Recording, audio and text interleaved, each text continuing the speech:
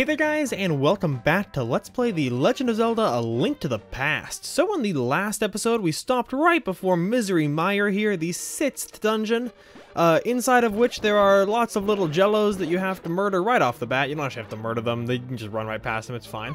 You are supposed to hook shot across this gap, or you can just walk right into it, like I prefer to do. Wow, I guess I actually really do prefer. I was being sarcastic. I wanted to say that what...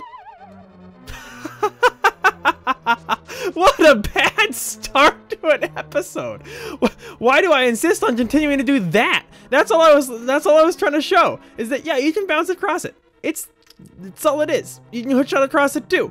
It's apparently much easier because you don't actually just walk right into the pit 3 times in a row. Oh man, okay. Moving on from that, this is a dungeon. It is a room. This is a room that's filled with things. Things that you have to murder. And also that are trying to murder you. You do have to kill everything in this room in order to progress, just like we just did, and that will make this door open. I'm gonna get that heart, because this is a dangerous dungeon, and I could very well be losing, like, my pants and my shirt, and other various appendages and organs, possibly. My kidneys... I'd say I have a high likelihood of those being just stripped from my body without me being willing. Let's put it that way. Not a good time. Okay, moving on, however. Up here, as we come up here, is going to be a key. This is the only way to get to it. Now we want to go back to the main room. That central room that we were in, after we got murdered very, very well. Where can we go from here? Maybe just left? We're not actually going to go back to that. Well, this doesn't look quite right, but we kill it all. We kill it all every way. Every way? I really can't talk. What's with me lately in being unable to talk? Okay. Thankfully, there are actually a lot of anti-fairies in this dungeon, so you'll have lots of opportunities to restore your crippling health. Let's go back. I feel like maybe this way is the better way. Ooh, those pillars shoot fire. This way will work. Okay. First, let's step on you and get you. Now we have 3 keys. We 3 keys of Orientar. Because of the wonderful things that he does. That's not... I somehow combined We 3 Kings and the Wizard of Oz into one song that I didn't even sing. I said it. So, clearly I'm one lazy person. We're actually going to come over here. So I think there's a locked door over here. There we go. That's the proper way of doing things. Hit the switch. Kill the blue thing once it becomes unelectrocuted. Come back here, anti-fairy. My crippling health requires you. Thank you. Okay. Through the locked door, because we just got a key for it. Do we actually have to mess around with this room or not? I kind of don't think we do. I think we can just leave. I want to know what's upstairs there. Ooh, you saw our new shield coming into effect right there. But I can't think of anything good up there. Ooh, that was a nice little magic refill, considering we've been getting hit by anti-fairies. Ooh, and it's actually going to be convenient right here. Normally what you're supposed to do is not get hit by everything. You're supposed to do something like this, and that, and push that open. And you're supposed to push all 4 of these open here, right? And then you're supposed to light all 4 torches. We are not going to do that, because there's an easier way. There's a glitch in this game where you can take an action while you're pushing a block, like that. And while you're pushing the block, it's not actually solid, so watch this. We just shoot fire straight through the block. Normally you wouldn't be able to do that. However, as long as the block is moving, like you push it and then you hit the fire rod, you shoot fire right over it. It saves time. It's convenient, because otherwise that would actually be quite irritating normally. So that's a nice little thing that you can do to save yourself some time. Here, this whole room just used to be a narrow little path on the left here. The right wall moved over to show these spikes and that pit. So, this must be what we're looking for. And indeed it is. This is the big key. We already have it. I don't think have we even run into the map or the compass yet? I don't think we have. I think all we have is the big key, which is uncommon for us, to say the least. What's up here? I don't know. I don't think well, no, I'm not gonna mess around with it. Because I know I want to go back to the main room now. Right? Right? I think so. We do it. What's the way back? Is this... Oh, here we are. Okay. We are back to the main room. Now that we are back to the main room, we started on the upper right, then we went to the upper left. Now I think we want to go to the lower right?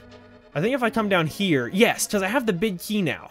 So I want to come get the item, and the item is right over here. So Jake is actually kind of knowing what he's doing, which is a miracle because this dungeon can be kind of confusing. We hookshot across there because these start falling extremely quickly, and otherwise you probably will have a hard time making it around the end in time.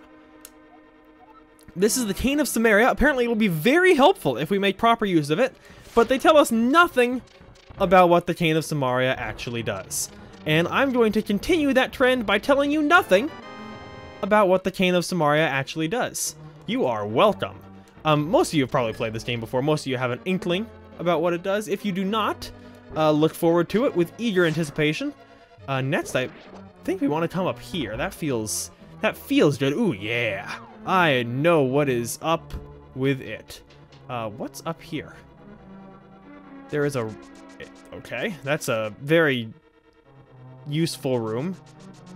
I feel like this is not the right way. This will actually be okay. Because right over here, beyond this ridiculously complex little path thing you have to cross, is another key. So now we have 2 keys, a good amount of keys to have at all times. Ooh, but should I have hit that? I don't know if I should have hit that or not, actually. I'm kind of worried I wasn't supposed to hit that. Because did I actually need to go up there? I didn't even use the key for anything. I just got the key and then left. Because I definitely want to be over here. This is right, because this is the way forward. Is right up this little pathway here. Is there a heart? No. Whatever, I don't need the anti-fairy. This is the way forward. So, I don't know, hopefully the switch doesn't come back to screw me over. And I do have 2 extra keys right now. Maybe I'll need them later? What if I could leave the dungeon with extra keys? How cool would that be? Oh, those of you who wanted to know what the Cane of Samaria was for, you're about to find out. The Cane of Samaria creates blocks at the expense of a little bit of magic. So it created a block, we pushed it onto the switch, and that opened the door for us to proceed through. Here, do we just want to go through the door? Is there anything? Hello, skeleton? Getting chased pretty hard by an anti-fairy, but no, I don't think any of these blocks are like pushable or anything. It doesn't appear to be. So we're just gonna leave. Huh, what a weird room. Why was that thing in the center? Well, I'll take 2 hits to get through that, whatever. It saves some time, but it was silly. This is red, right? Red might be right. So now at least, even if I didn't do the switch properly, there's a switch there so I can save myself. No, that is right. Sweet. Well, that's convenient. Normally you'd have to go up there and like hit that switch with a boomerang or something, because it's on a platform, just like surrounded by a giant pit. So it was actually kind of convenient that I went and hit that switch and got that key in that previous room. So now I want to hit this switch as well. Basically, we had to have the orange blocks down to get on this side. Then we had to go in there, hit the switch to lower the blue blocks to actually get through. It was kind of like a locking system. Okay, got hit by a bunny, whatever. Or got turned into a bunny, rather. We'll just get hit by the anti-fairy, now we're not a bunny anymore. Flip the switch again. Pretty much anytime in this dungeon you see a switch, you almost always want to hit it. I mean, I guess with the exception of the switch that was to the north in that pit, we didn't want to hit that one, but other than that, we've wanted to hit the switch every single time we've passed a switch.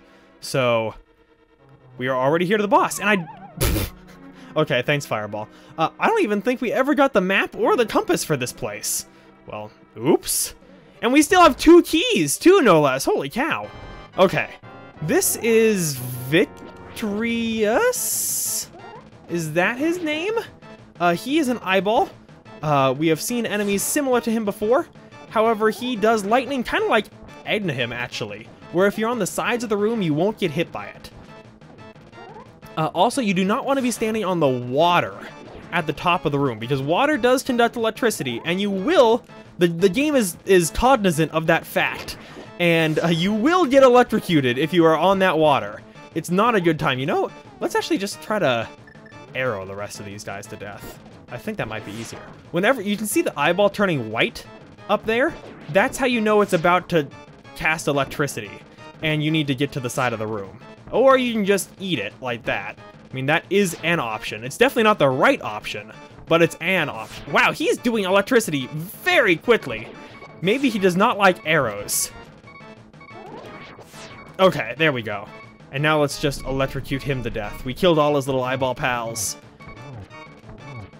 You know, that's not even fair. He doesn't even stand a fighting chance if we do that. Well, he almost got me there.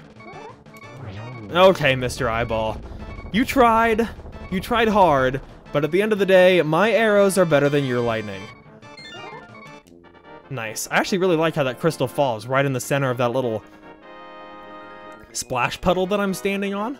That's a nice little effect thing. It's nice and I don't even know. I was gonna say symbiotic, but that's not the right word. It's maybe symmetrical? It's kind of symmetrical. As always, we have rescued the princess. Well, not really the princess, the sage's daughter.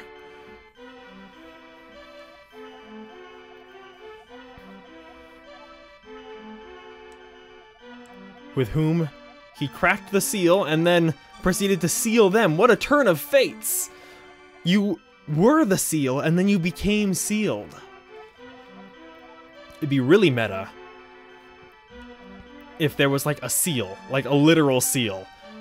Not like a seal like for a letter or something, but like the animal, a seal, inside a seal. I guess when seals are pregnant, there's a seal in a seal. Whatever. Either way, guys, that is Misery Mire. That actually went way better than I expected. I expected that to be way longer. Well, I think we had our keys taken away from us based on the fact that they aren't listed above us. So I guess Turtle Rock, which is the last dungeon where Princess Zelda is waiting according to this maiden, and Misery Mire, they had different locksmiths. Their keys are different types, and we just do not get to bring keys between dungeons. What is even in here? I see a bombable wall. I see a housefly on the right. Money? Hearts? What a waste of time. Okay. Well, guys, next time on Let's Play The Legend of Zelda: A Link to the Past, we will climb Death Mountain in the Dark World, and we will get to Turtle Rock up there in the upper right-hand corner, and hopefully take on the last dungeon. So, until then, thank you guys so very much for watching this, and I hope you're having a fantastic day.